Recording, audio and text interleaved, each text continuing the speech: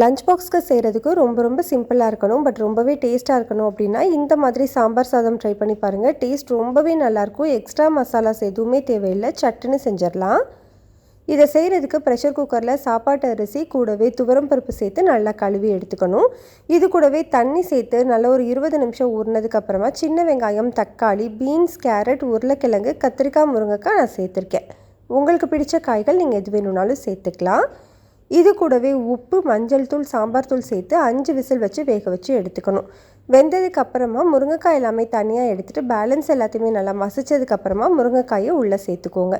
Stove on பண்ணி ஒரு 2 நிமிஷம் கழித்து இது கூடவே புளி தண்ணி சேர்த்து நல்லா ஈவனாக மிக்ஸ் பண்ணி விட்டுக்கோங்க. இது ஒரு 5 நிமிஷம் நல்லா கொதிக்கட்டும்.